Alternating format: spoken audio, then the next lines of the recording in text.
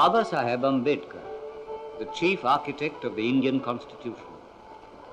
Dr. Ambedkar dedicated his life to the cause of the downtrodden in their struggle for equality and justice.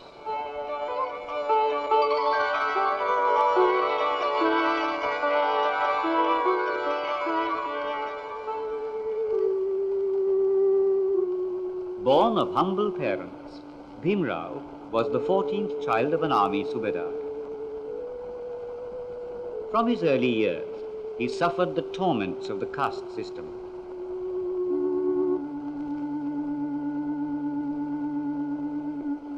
Bhimrao had his primary schooling at Dapoli in Konkan district and at Satara. Everywhere he was subjected to the sting of caste discrimination, but he persevered in his quest for learning.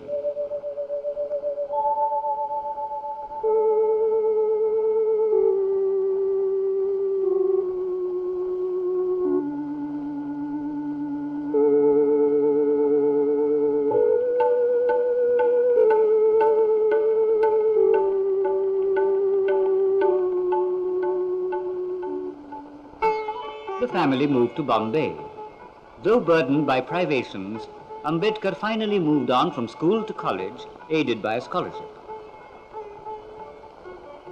Exemplary in his studies, conduct and character, Ambedkar won high praise from the principal of the Elphinstone College, from where he graduated in 1912.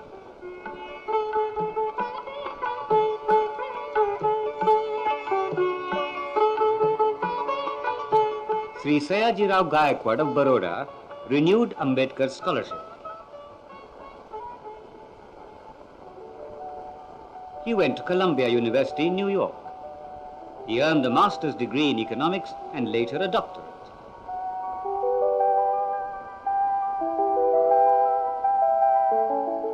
Back in India, Ambedkar joined the staff of Sydenham College.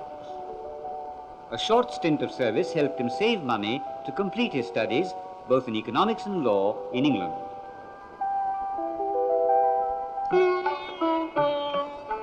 Family responsibilities on the one hand, the struggle for emancipation on the other. Undaunted by adversities, Ambedkar, now a barrister, enrolled at the Bombay High Court in 1924. As a member of the Bombay Legislative Assembly, an active public career was already in the making. Ambedkar's life came to be linked with the cause of the depressed classes, who were suffering not only the pangs of hunger, but also the utter misery of humiliation.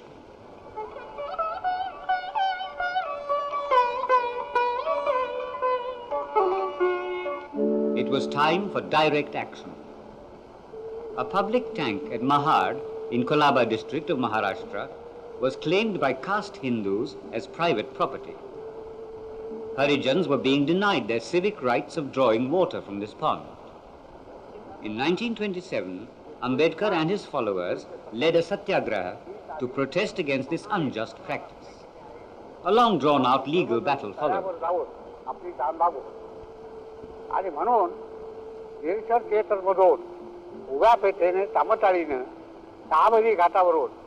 Finally, the courts upheld the demand of the Hanjans, a victory for Ambedkar.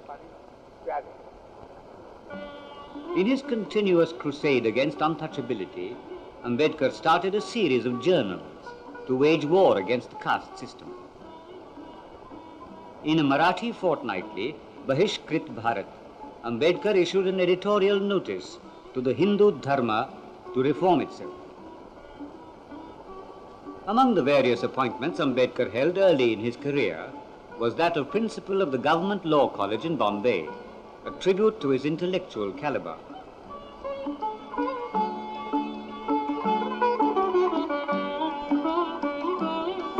For the emancipation of women, in those days of hidebound tradition, Ambedkar initiated various movements.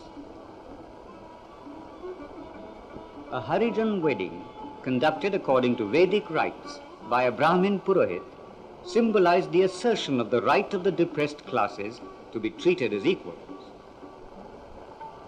Dr. Ambedkar now emerged as the undisputed leader of the depressed classes. To one and all, he became Babasaheb. Ambedkar's house in Bombay, Rajgraha, was to become the center of many of its activities. Ambedkar was a keen collector of books. All his leisure hours were spent in reading and writing. He has 11 major works and many other publications to his credit.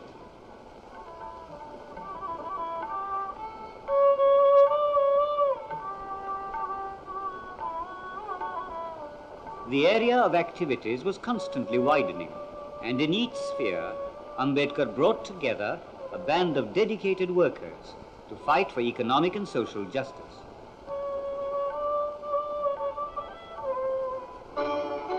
The temple entry movement was launched to assert the equality of all castes in the eyes of God.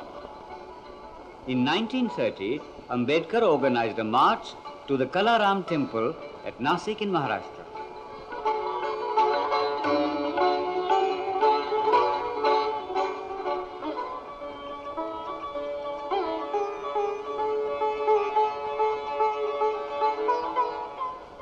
The Janata, a people's weekly, was established in the same year to advocate social equality.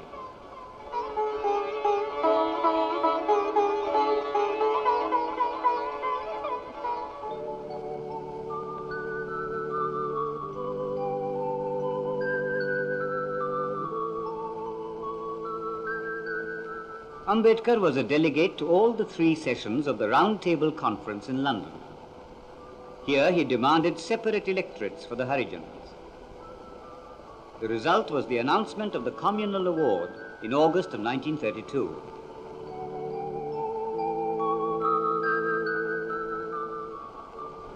Ambedkar had to face a resolute Gandhi who declared that he would resist with his life the award of separate electorates to the Hanjans. The fast unto death undertaken by the Mahatma led to the signing of the Pune Pact. Seats for Harijans were reserved in general constituencies.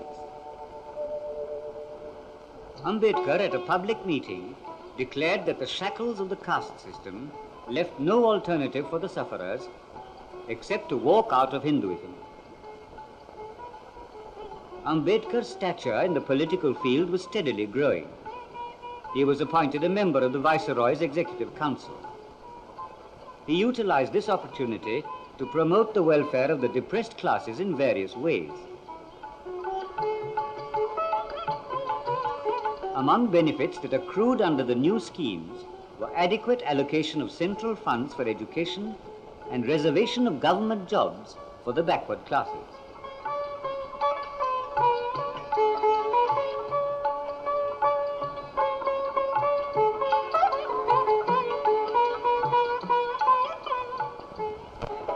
In 1945, Babasaheb founded the People's Education Society, which established a number of educational institutions for scheduled caste students.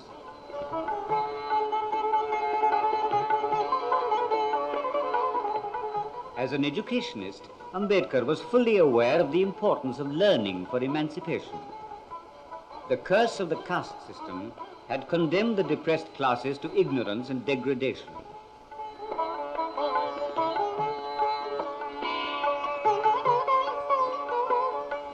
Ambedkar donated his large collection of books to the Siddharth College, Bombay, to help the generations to come.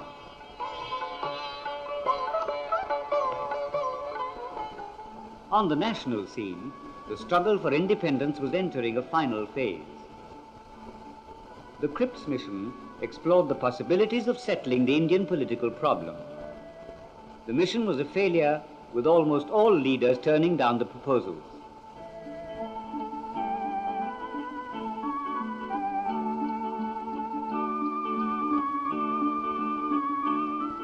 Dr. Ambedkar, representing the depressed classes, also rejected the scheme. Mahatma Gandhi called the Cripps offer a post-dated check.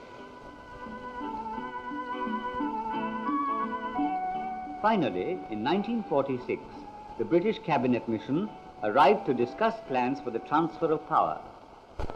An interim government was to be set up and a constituent assembly formed to draw up the Constitution of Independent India. Dr. Ambedkar was elected to the Constituent Assembly from Bengal. In August of 1947, the Constituent Assembly set up a drafting committee to draw up the Constitution, with Law Minister Ambedkar as chairman.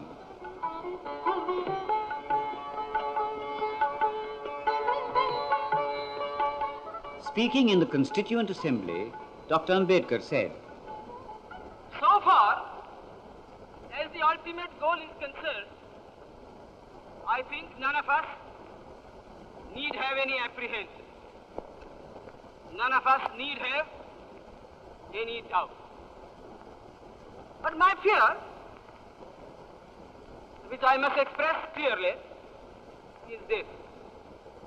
Our difficulty, as I said, is not about the ultimate future. Our difficulty is how to make the heterogeneous mass that we have today take a decision in common and march in a cooperative way on that road which is bound to lead us to unity. Our difficulty is not with regard to the ultimate. Our difficulty is with regard to the beginning. Mr. Chairman, therefore,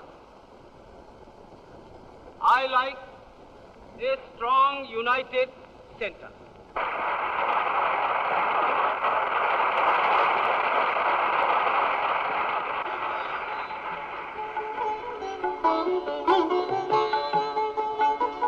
The Constituent Assembly passed the Constitution of India after 3 readings.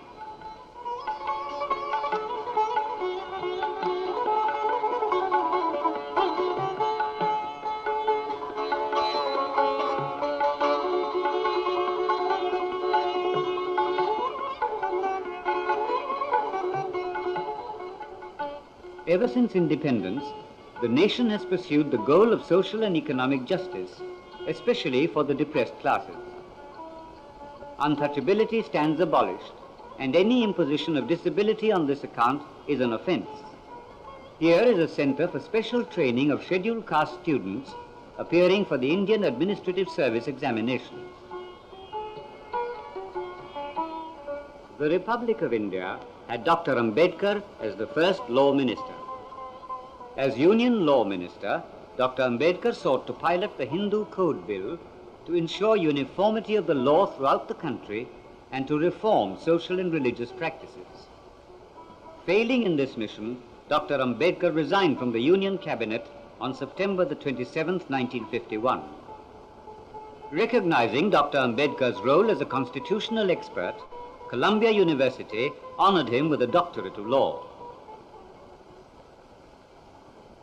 The call of the Buddha had retained its special appeal for Babasaheb Ambedkar ever since his formative years.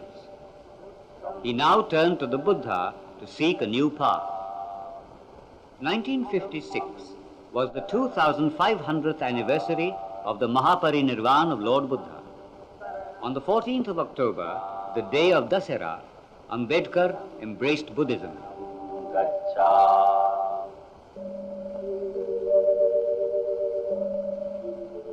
The years of toil and relentless struggle now made their claim on Babasaheb's health.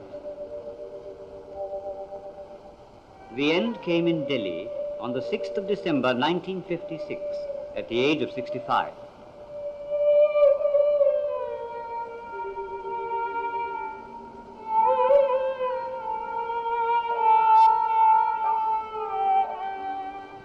In Bombay, a vast sea of mourners thronged the route of the last journey of Babasaheb Ambedkar. The underprivileged had lost their beloved leader. In the struggle for social and economic justice, in the history of India, Babasaheb Ambedkar will always be remembered as a great emancipator.